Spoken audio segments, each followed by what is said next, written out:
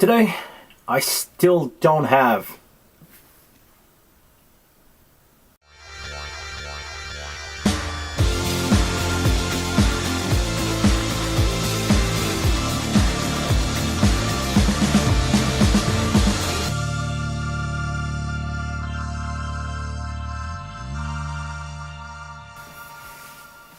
How's it going, everybody? Can you guys actually hear me?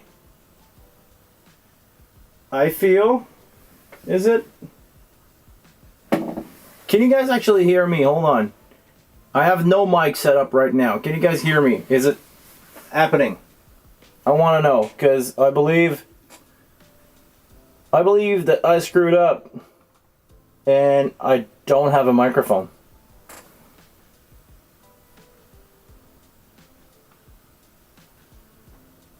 Sounds weird. You hear me, but it sounds weird. I definitely know why it sounds weird. Because I'm going to do a little bit, and we're going to fix that room mic. Yes, definitely is a room mic. It's the mic from the camera, actually. And I used my camera setup for an event this week. I was doing that, and I totally forgot to put the mic back on. So the shotgun mic, I'm using an NTG1 most of the time. So yeah, definitely not there. So if you guys excuse me for a second, we're gonna roll with the punches here. I'm just gonna run and grab a microphone that I'm gonna put on the camera, and I will be back in within a minute. So apologies, guys, for that. I'll be back. I'll be back in a few, not even a minute. Give me just time to run upstairs, grab the mic, and we'll be back on track.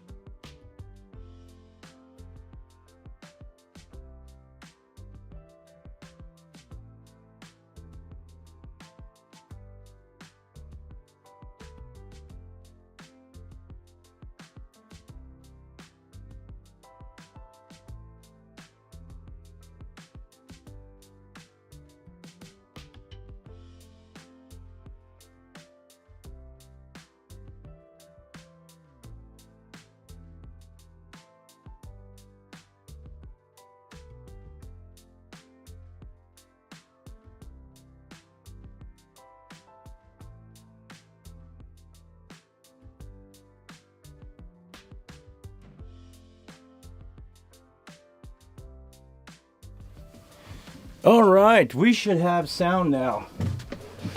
And it should be something that makes sense, right? Is it better? What's up? False start. It happened.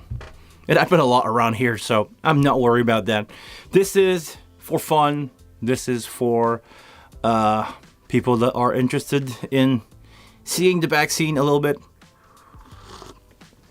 Okay.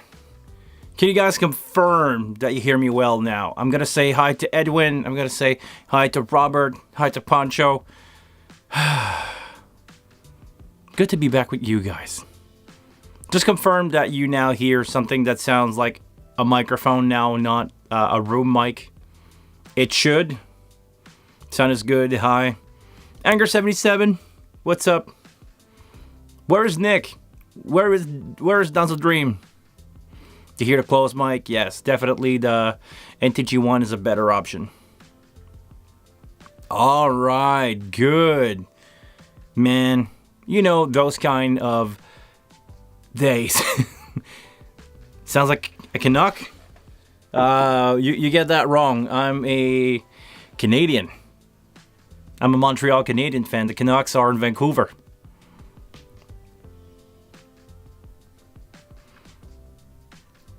On the road to Cleveland. What's up, Cleveland? If you get the joke, you get the joke. So, yeah, Robert, Canucks are in Vancouver, about as far as a city as it could be from Montreal in Canada. I'm totally on the other side of it. I'm East Coast. Montreal is East Coast. Well, not East Coast, but way closer to East Coast than the West. Montreal Canadian fan. No choice. All right, so you guys can hear me well. What's up? What's up, everybody? Hi, Chris. Hope the road is going to be fine, because here we start to have snow. The snow is slowly happening. We had the first, in Montreal, we had the first, not really storm, but a few bits of snow that fell yesterday. And pretty much the rest of the province start to have snow, but Montreal, because of the climate, because of the beautiful Saint Laurent River, we have a different climate here, and also the million of people that live around here that make the city a little warmer. But we're there. We're getting there. Actually, this afternoon, once I'm done with my streaming, I'm going to put winter tire on my car. This is what I have to do. Because by law in Quebec, you have to have winter tire, not 4-season. You have to have winter tire from December 1st till, I believe, is the 15th of March. So if I ever get a car accident, I will not be covered because I don't have any winter tire. So to avoid that, to avoid any kind of problem with my insurance and everything, I'm just gonna go out in the cold, because it's currently at the point of freezing outside right now. 0 Celsius. I'm gonna go down on my knees on the cold concrete to change some tire to get my winter tire on. No snow yet. All right. Yeah, it's just winter is slowly happening in North America right now. So guys, how was your weekend? I was pretty busy. Like I said, did a full production on Tuesday. And hold on, the compact is another subject, Chris. We're going to talk about that real soon. Just to say that I did a couple show this weekend. I had a beautiful, good production on Thursday where I had 2 camera sound set up and everything went really fine. And my Saturday event was really cool. I mixed my friend Simon. I was running an XR18. Surprisingly well sounding for some reason. I don't know. Maybe because I had the K12. If you guys know about the K12 and the KS181 subwoofer, those small bucks, I want to say small plastic bucks because they were actually made of some kind of plastic, not wood, sound surprisingly well. I think we reached a point where small amplified speaker are just the thing. You know, for that setup, I had 2 K12-2 with the KS 118 subs and a single CP8 as a monitor, everything QSC. It sounded amazing. I didn't have to do any EQ on the system. It was sounding good. I only had to correct the room a little bit, but I didn't need to, EQ the box to sound good. Just sounded good.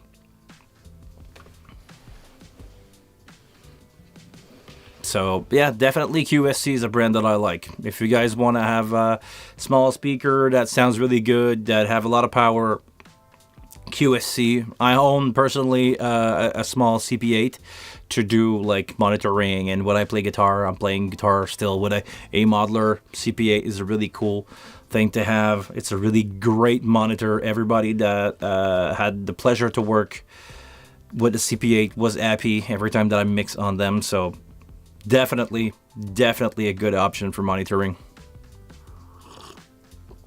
Rolf, I broke off 2 wheel bolts when changing my winter tire. That's the worst. And I don't know how your car is made. Sometimes the bolt are coming out, or sometimes the stud are in the car. If you break those, you're screwed. Pun intended. In Sweden, is it mandatory to have winter tire in Sweden? Which would make sense, because we kind of have the same climate-ish Canada and Sweden, where it's hot in the summer and cold in the winter. Maybe you guys don't have as much higher temperature as we have in the summer. Here we get into the 40 degrees now in Montreal in the summer, which is kind of hot. Montreal is a crazy weather where you basically have 80 degrees Celsius of difference between the peak in the summer and the peak in the winter.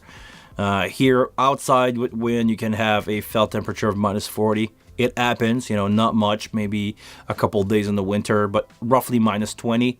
And during the summer now we get to 40, 45. The peak will be 45. So we have 80, 85 degrees. So really, really weird temperature nowadays. Anyway, we're not here to talk about climate change. Let's talk about the compact.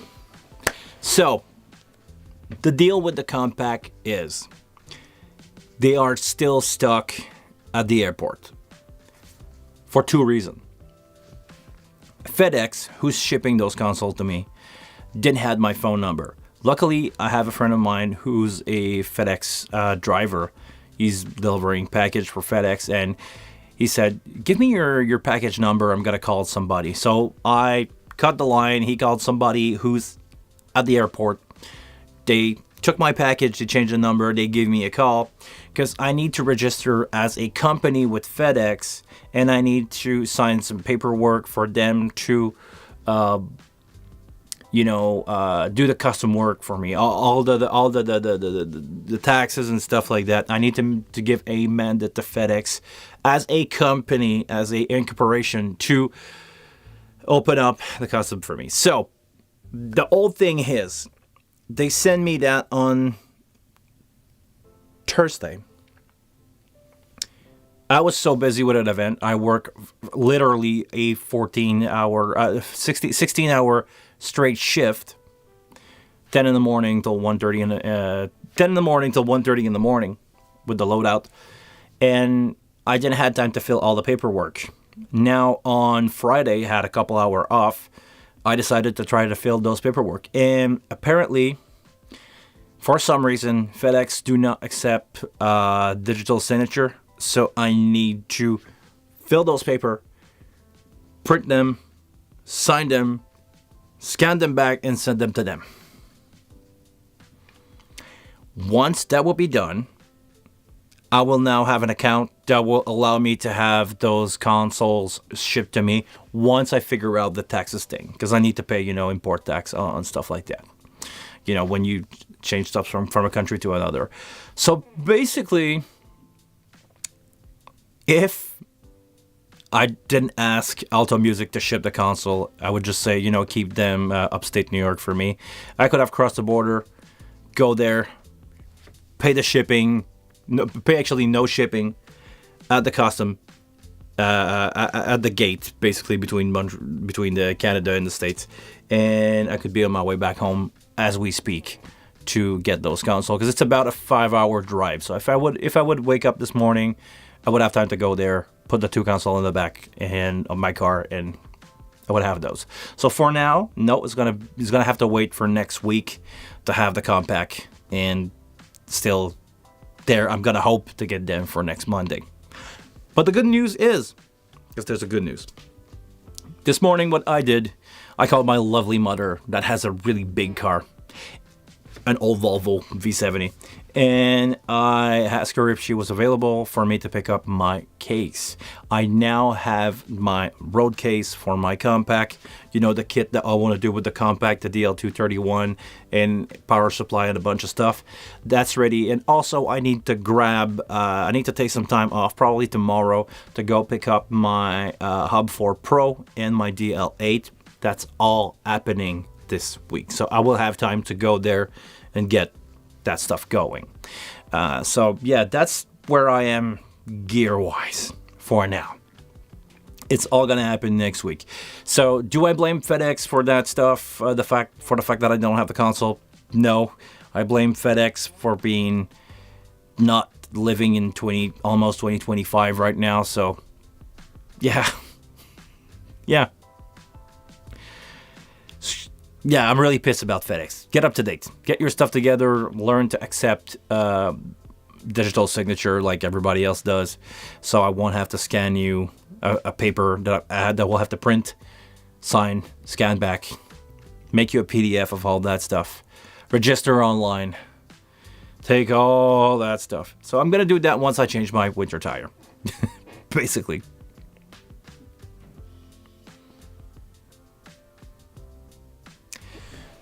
To get back on the winter tire thing, Robert, I know they call that 4-season tires.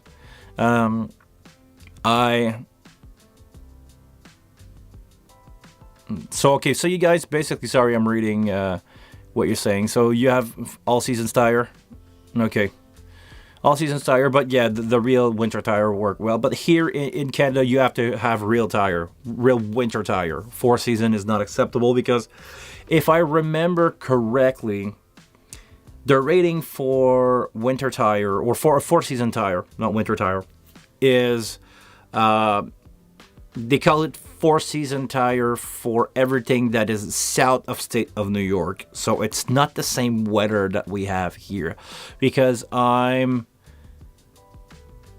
it's like state of New York. If I wanted to drive like to New Jersey or go to Washington, which is lower or more south than the state of New York, it's about a 6-7 hour drive. So I would say 500 kilometers.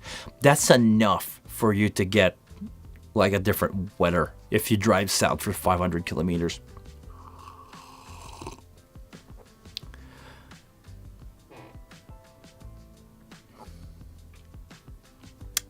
Sorry, I'm reading what you guys seeing. First, Edwin, 3 show this weekend on the wing rack. All went well. Good to know. Good to know. Because I saw some posts on Facebook, and we can talk about that a little bit later. Every room sounded different. Yes, of course, the room is a big factor. We use the QSC K10 2. Really great speaker.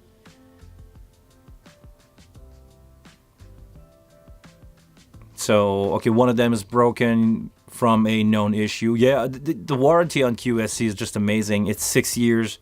Pretty much everything that is, known as a bug will be repaired. So, yeah, cheap repair. Great. Good to know that you enjoy your K10. Honestly, I didn't do much work with the K10. I'm working with the K12 a lot. Company that I'm usually taking all my gear from.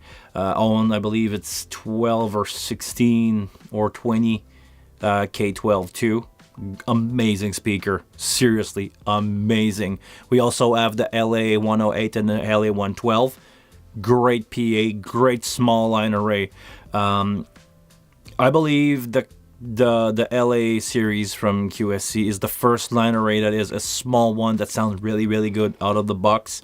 The fact that it has infrared capture on every single box, and it's self-aligning for the amount of bucks, the angle that you get, and what else is it doing? Basically, you set up the line array, you press config, and it's auto gonna align and EQ itself for the configuration that you have, which is amazing. What's up, Dawn of Dream? Nick, good to have you, man. Where were you? You missed the beginning of the stream. You missed my fell. You missed the fact that I didn't have a microphone on for a few minutes. Well, actually, it was on, but it didn't have my shotgun. It was a camera mic, which is not really useful. Robert, regarding the Hub 4 Pro and the DL8, everyone check if head amp control off the wing of a DL8 connected to a Hub 4 Pro. Is it Hub 4 or Hub 4 Pro? I believe it's not the same firmware. And Robert confirmed that the DL8 on one of the 4-port will give you gain control. Okay, all right. Good to know. Good to know.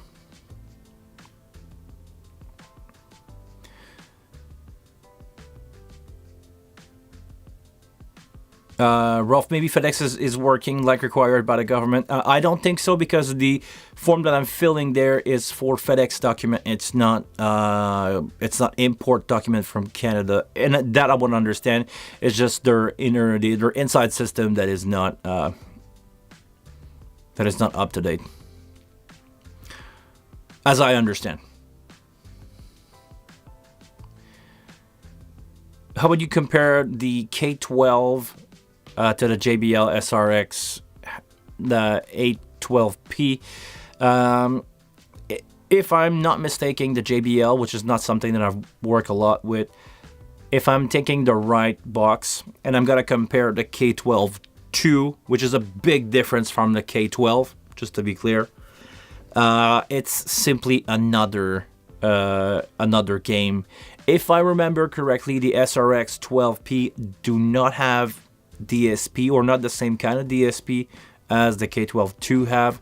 Maybe I'm wrong. I didn't work a lot with the SRX 812P, but if I remember correctly, it's not the same kind of DSP, and I'm so impressed by the K12.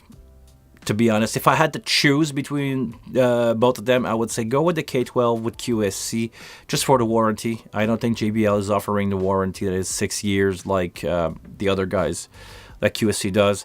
And I'm so used to work. I'm probably biased here. I'm so used to work with QSC. I know how these bucks sound most of the time. And knowing your gear is probably the best thing you can do. Knowing in what you gonna mix into, you can predict some stuff. You can predict what's gonna happen. So, yeah. I would say if I have to compare, probably the K12 is sounding better, or not really better. Probably the K12-2, K12.2 is gonna be a more flat response, from my experience, versus the JBL stuff. JBL stuff. My English is not showing up this morning. I didn't speak a lot of English this week. This is why.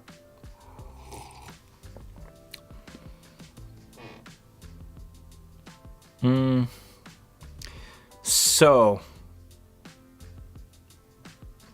Robert, will the gain control work on the HD96 and Pro Series with the DL8, 16 and DL32? That's a really good question. And actually, this is something that I want to talk about a little bit. Do you guys think it will be a good idea for me to do a kind of review, or kind of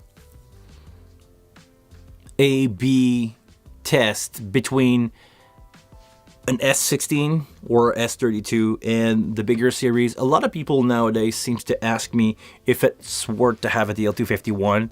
I believe the DL251 will be a better build platform for sure. It's going to be a better overall product in the build quality.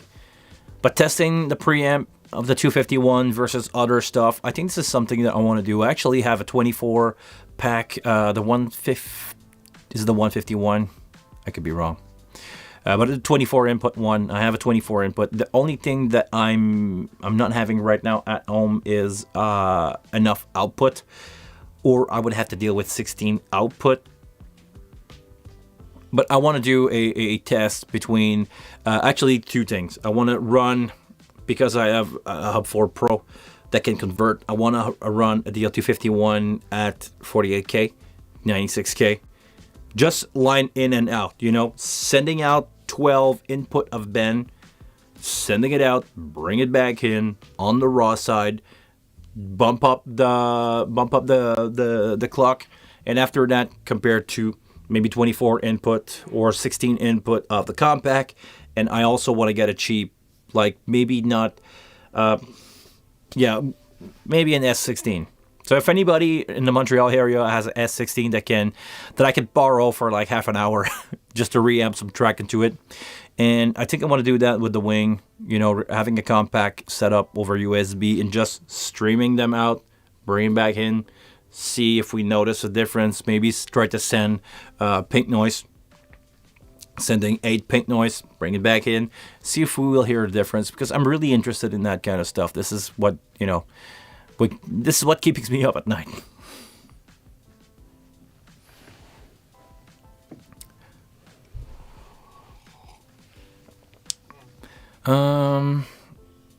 But since those 4 ports only have 8 upstream channel per port, anything above channel, so the DL16, DL32 won't be seen that port. I need to figure out that stuff with the Hub Pro. DL16 to DL32, only 8 by 8 per port. So okay. No, it's not 8 by 8. I believe it's as many input as you want, but only 8 out. 48 by 8. I believe it's 48 by 8.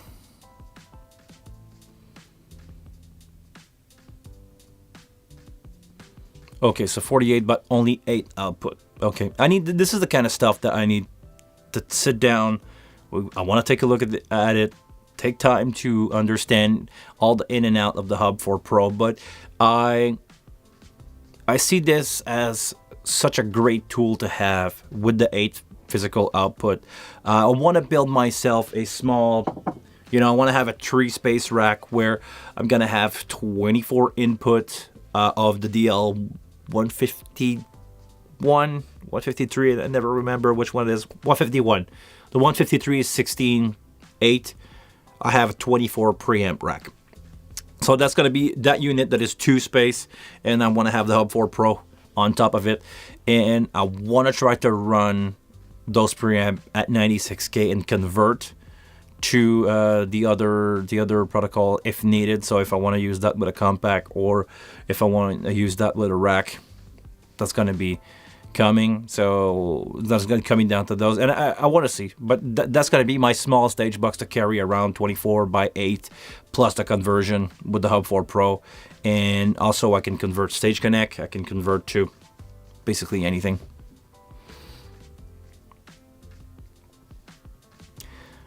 I actually didn't have time to look at the new release firmware. I know I'm falling a little behind on that. I heard about the new bus config. Can you guys light me up on what's happening with that? I'm not up to date. I'll be 100% honest. I'm not up to date with that. I've been digging into this now with the Hub 4 Pro. Amazing unit. Yeah. I tested using Wing Rack as a stage box yesterday. Worked great. All right. New bus config now. You can choose per bus tap point. Yes! Yes, yes, yes!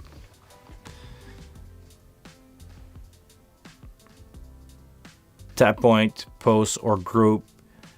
No way. Okay, alright. As soon as I can get my hand on a compact, I'm gonna do a video, an up-to-date video of the tap point stuff, because this is so huge for a console that cheap. It's better than most other console out there. I'm gonna say it. Guilty. It's better than most console out there. If you can do it per channel tap point, basically like every other console were before, such a game changer.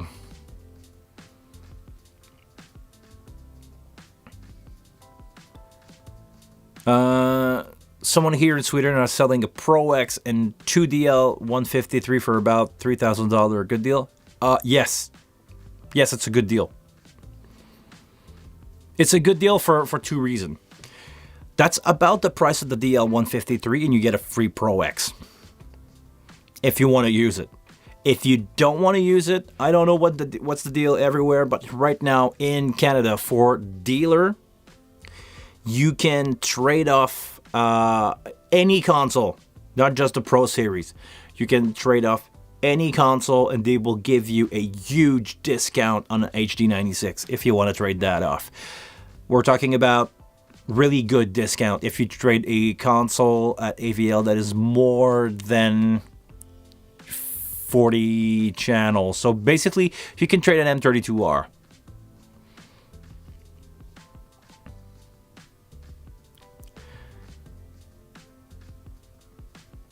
But yeah, if you don't want it, I'll pay shipping. Yeah, that's about the price of the DL153. So yes, definitely a good deal. Jump on it. And you probably don't have a Neutron to go with the Pro X, but it doesn't matter. Jump on it. Worst case scenario, you just sell the Pro X for $1,000 or $2,000. You're definitely gonna get it, and you get a pair of the L53 for free. That will be my call. If it's a legit deal, if it's not a scam, sometimes people get scammed. I did get scammed. You want to hear a funny story? I was laying in bed the other day and I was scrolling down, and somebody built a fake Long and McQuaid account. For those of you who don't know, Long and McQuaid is kind of like the Guitar Center here in Canada. They are the biggest music store everywhere, and they were discounting Marshall speaker for something stupid like $15 or $20, and the account looked legit. They had all the same posts as Long and McQuaid, but all the links in the description send you to a fake site that looked like Long and McQuaid. But once you enter all your personal information, you get scammed.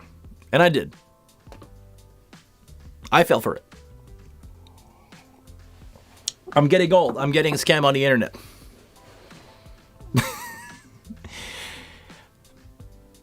All right, let me read Robert's question before it fall off of my monitor. So I guess running the Blue Box at 96K connected to UB Pro 4 in conjunction with a Wing XM series won't work because the UB 4 Pro A port is only synced. The UB 4 Pro A port is only a sync port, and it needs to be run at simple rate of the console. Interesting. I want to know if it's possible or not. This is something that I expect. If not, I can run all my stage bucks to 48K and nobody gonna notice a difference if you don't A/B test them, and even then. So we'll see what's gonna happen with that. Dolls of Dream, is the post fader tap option for bus, is that post fader insert? That would probably be post insert. Well, if it's post fader, interesting. It probably is. Robert, it's still one tap point per channel. We're not giving the option to tell a certain bus should default to pre. It's not possible to have multiple tap point on one. Hold on. Okay, so what is new then? There's nothing new. I don't understand what's the deal.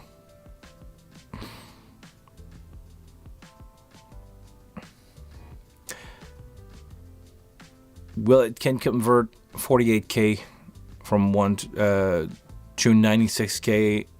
Okay, so we're talking about the Hub 4 here. It can convert 48K from port 1 through 4 and port B to 96K at port A. But it can down convert from 96K to 48K. Okay.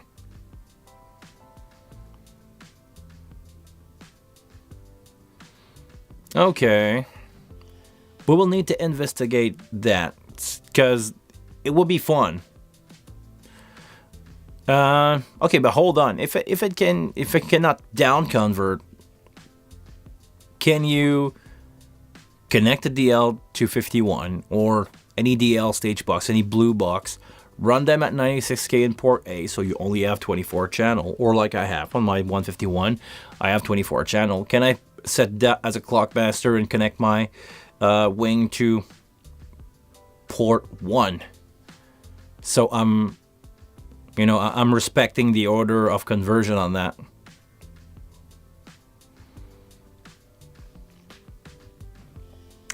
Nevertheless, if you'd like to add the UB 4 Pro to your setup, the new Pro is the best choice because they're much cheaper than the original Hub 4. So yeah, definitely. Well, I guess no, unless you make the Blue Box a Clockmaster, that's definitely what I'm gonna do.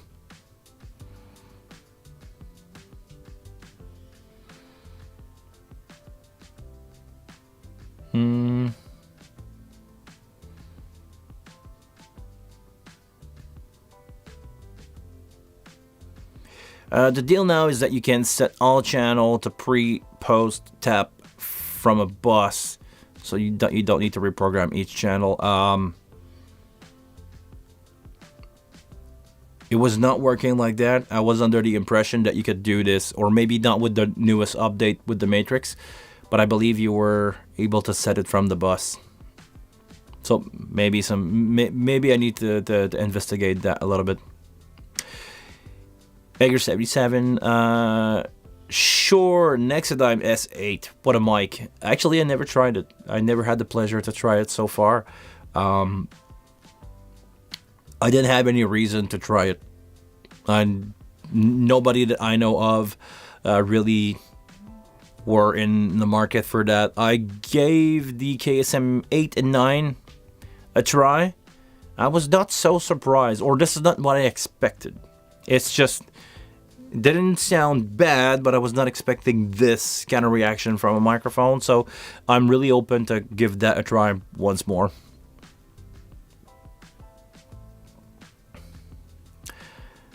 But a stage box as a Clockmaster instead of a console doesn't sound like a good plan to me. Funny enough, I was running my DL251 and X32 core like that for years.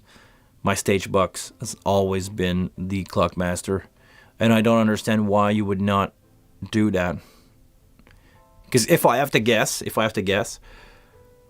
between an X32 core and a DL251, who has the better clock? If I have to guess, I would say the DL251. Probably not, but if in doubt, I would say use the 251 as a stage master or as a clock master, and it would probably be the better of both options. My personal opinion.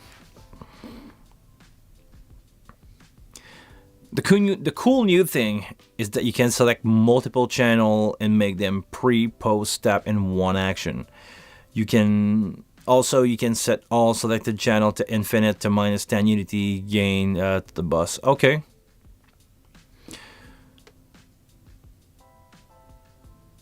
The only reason why would be the Cat 5 carrying the clock could be a failure point where, okay.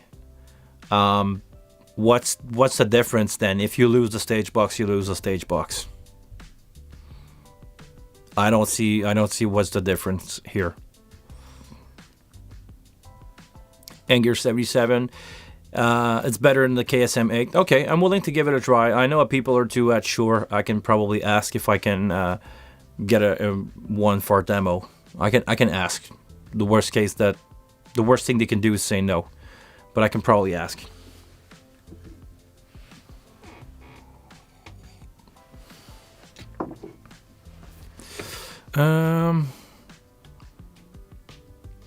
Interesting. Well, port A on the Hubful Pro is bidirectional, so I'm looking forward.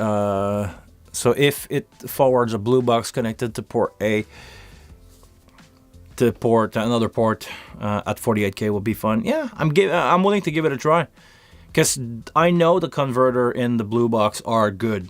So if they are better and if they work better to convert from analog to digital, and from there you basically split that in half, running down at 48K. If it sounds better, if it's giving you a better option, I'm gonna do it. If not, if it's the same, if the result is not significant enough, I'm just gonna run everything at 48K. It's not the end of the world. I mean, even this weekend when running my K12 with an XR18, I got a good mix. And let's be honest, the XR18 preamp are one step lower than the X32, and the problem was more the room than the preamp at the end of the day. This is basically what I want to say.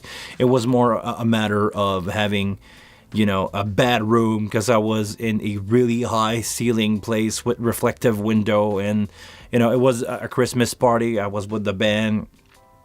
Christmas party, they were playing, and I had to tell the drummer to keep it down because the whole room has like a 5-second reverb that I could not tame, even with people in it. So at the end of the day, it's not rare are the situation where you're gonna hear a difference.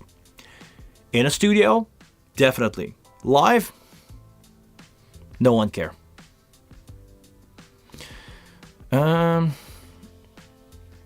Edwin, our lead singer switched from the V7, I'm gonna guess the SE Electronic, to an Exodine Super Cardioid this weekend.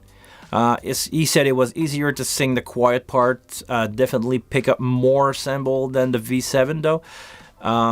Also like 8 dB hotter. Okay, well the gain doesn't really matter because you can just adjust it on the console. I'm not gonna say it doesn't matter, but at the end of the day, it's if your microphone has a higher sensibility or has higher output, you're just gonna drop the gain. And we're not in a situation where cranking those preamp is gonna do any difference at the end of the day. So okay, a little bit hotter, but the Super Cardioid should be a microphone that really picked up like right there. Like if you're moving it around, it should not picked up. So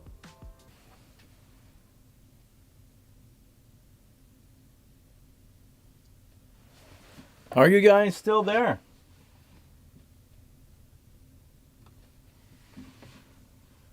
Are you guys okay? Am I live?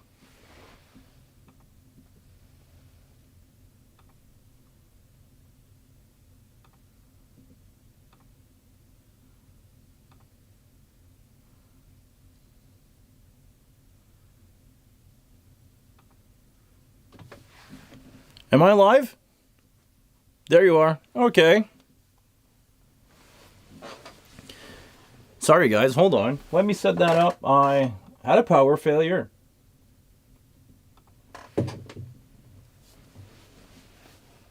I'm back. Because I had everything shut down on me. Like power-wise, the camera, the computer, everything shut down. Really interesting because I'm supposed to be on a UPS with that stuff. Or maybe the fact that everything went out of power just crashed my system. Does it reboot right away? Yes, I'm back. Okay, all right. Let me set some stuff up like some stuff up like the background music.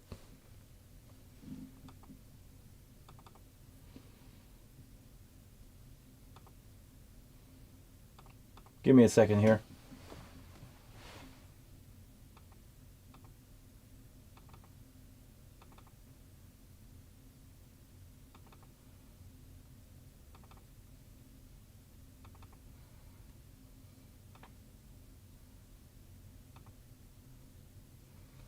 The music is not coming back. Hold on.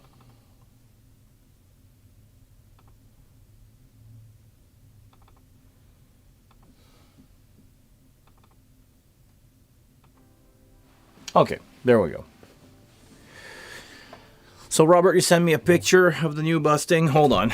We'll take a look at that.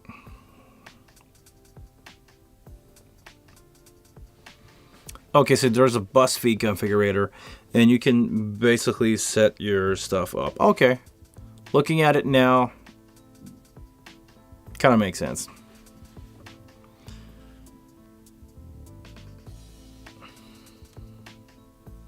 Ignore channel mute. Okay, so you can basically set one bus as a, like, I want to have that bus pre or post fader, and it's definitely going to work that way. Okay, all right. Interesting. Do we get, that's a question, do we get a bus width per channel? Because I remember, if I remember correctly, it was there before.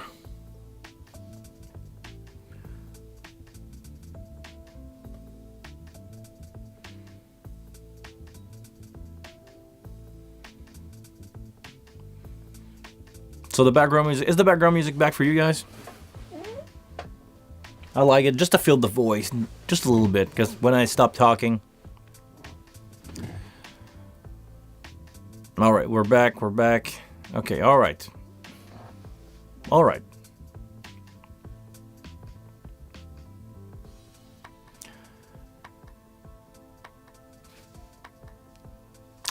So, basically, I don't remember where we were with that incident. It cut my train of thought a little bit.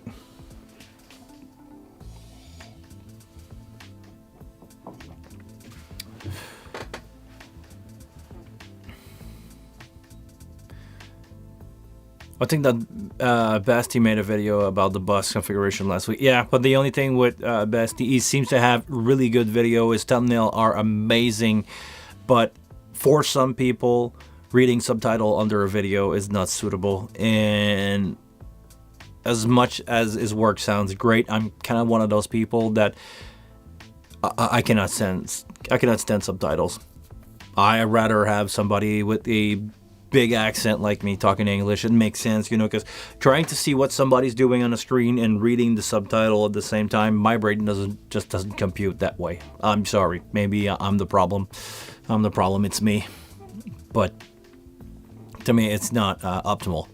So I'm probably gonna have a video about that, and I'm probably gonna watch this video before doing mine. So I'm gonna maybe have a different twist on it, see what he did, where can I put this in a better way, where can I advance this a little, and we'll see what's going on. But in my next video, I'm probably gonna do something about stuff that I didn't really show.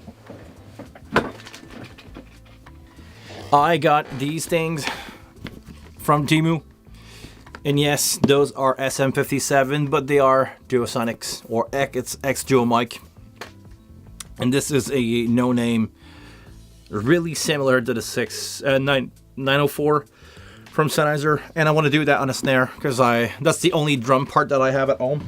For some reason, I still have a old Pearl Forum snare with a stand, and I probably have a stick somewhere, so I can do a demo of those microphones on snare, because dynamic mic are cheap, and they're cheap to make once you basically have the R&D. So I want to know if that 30 something $dollar from Temu mic is good enough. Maybe if you are on a budget and these microphones are decent enough and you only have to EQ them just a little bit to make them sound right, maybe they're worth to have around for a band for cheap. Dynamic mic are not that hard to make. Well, the whole R&D thing, and but it's probably cost more to do like the metal work around them than just doing the mic itself. The capsule is not much to do, and it's a technology that we know for a couple year, if not 100, or close to be 100 now. So let's see. That's my next video. After that, once I eventually get a compact here and on the touring rig, I will do a video about that. Any idea if the Legacy, I like that, Legacy Wing White, also has the internal expansion slot for the Dante SW, the Wave card? Yes, they do. Actually, I have a Dante card in my White Wing, which is one of the first model that I have. I bought mine in late 2019. Oh man, it feels so old. I bought mine in late 2019, five years ago, and it has everything. The only difference between the new and the old wing is the paint job. Some people will say it's different, but it's the paint job. Maybe they changed some stuff internally, but I don't think so.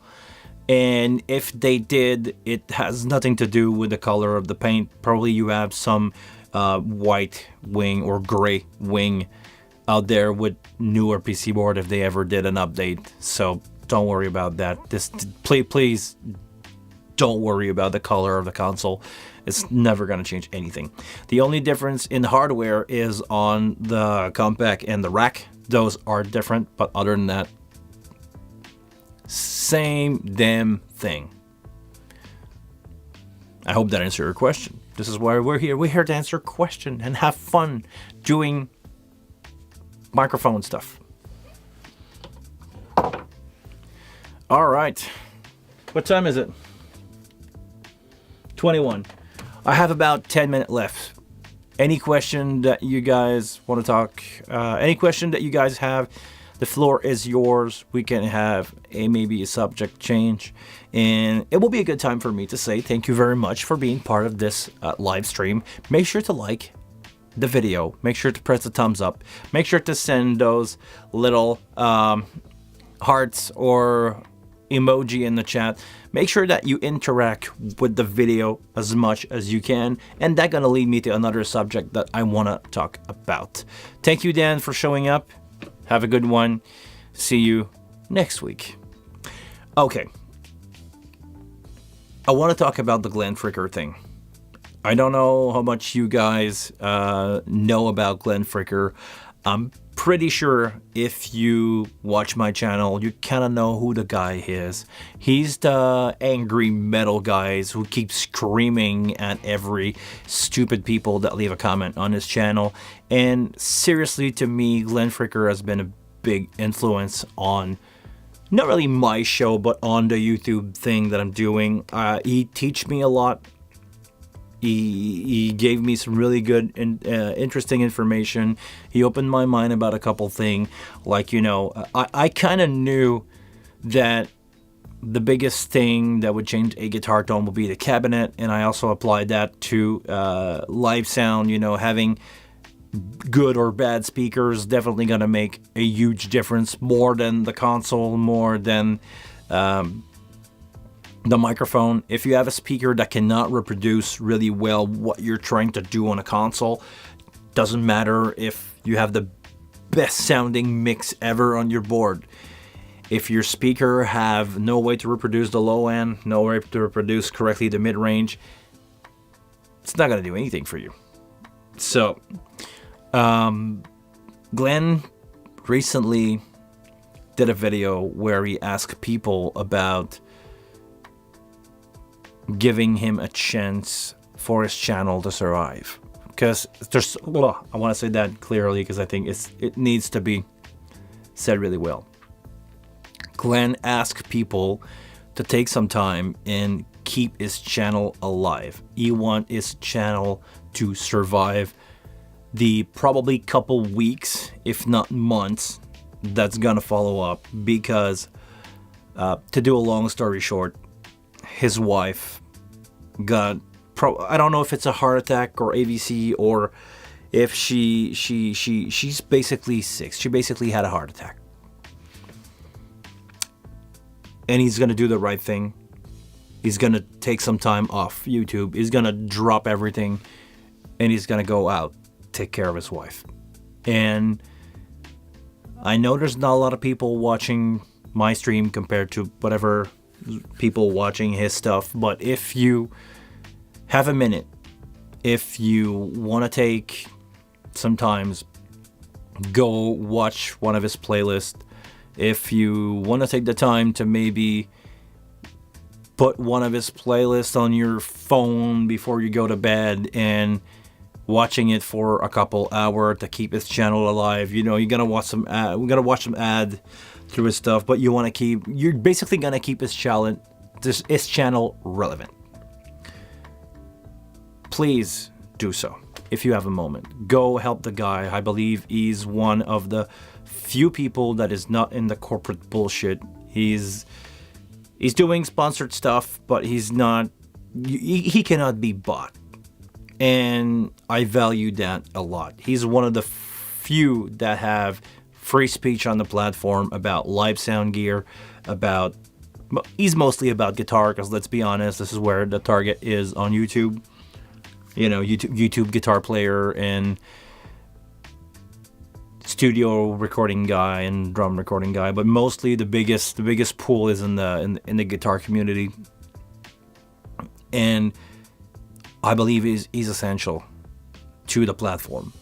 So if you can give him 5 minutes, go watch one of his video. If you don't know who the guy is and you want to do some research about him, he's got some really interesting stuff about vocal microphone, cupping the mic. He did some research about that. He did some really interesting eye-opening tests where, you know, one of his videos showed that the title of one of my favorite videos is is the tone in the hand. And he takes 5 different guitar player playing rhythm guitar on, you know, the same setup, and the 4 or 5 guitar players kind of sound the same. It's not a big difference. He's also, actually, my favorite video from him is showing that you can take pretty much any kind of amplifier and putting it into a great guitar cabinet, and that's gonna make the whole thing sound better or not. Basically, he showed that the biggest change that you can do to improve a guitar tone is the cabinet. I applied that to live sound, so the best thing that you could do on a guitar player is to change the microphone and to change how you approach miking up his cabinet. That's going to be a bigger influence than changing the head, changing the tube, changing the pickup on your guitar, changing the instrument. The biggest difference is the speaker, is the guitar cabinet, or the impulse response if you are using a modeler. So it opened up my mind about having basically discussion with guitar players. Say, what kind of cab are you using on that preset? If it's on a aux box or if it's on a quad Cortex. And I asked the guy, you know, have you tried changing the cab on that preset? Because I think, you know, it could be different, could be a little brighter, could be changing the microphone maybe on that setup. If you cannot physically do it, you can do it in the preset inside your modeler, whatever, Axe-FX, Helix. And I'm a really big fan of working with musicians to get better tone with them, to help them having, you know, more control over what they send to me and how that interfere with the whole result of the mix. So Glenn really opened up my eye about that. So if you want to take 5 minutes, please. I don't have a link in the description right now. I will try my best to remember and put at least a pinned comment with playlist to Glenn's channel. Try to keep his channel alive, please. I believe the guy deserves it. I believe the guy is a great support for this community. He's eye-opening, and I believe in this guy. We should definitely have those kind of guy around. If it's not Glenn at some point, it should be somebody else. But please, as a community, we need to keep those guys' channel alive. Please do so. All right. So I think we're close to an hour now with that rambling. In a few minutes, if you guys are out of topic for today, it's fine. Next week we will have a lot of stuff to talk about because I will have a compact, or I should have a compact ready in the studio. We're gonna swap the setup around. We're gonna go back to the view where we used to have my background over there. But basically, I'm looking at the other side of the studio. We're gonna go back there. We're gonna do the classic things. Gonna come back with a console, with the wing back in the place where it should be. So thank you guys. On that note, I want to say thank you to everybody who showed up to these live stream. I cannot thank you guys enough for taking time of your Monday to come have fun, hang around with us. And on that note, I want you guys to please take care of yourself, and I'll see you next Monday, and maybe in a video or two. Until then, see you.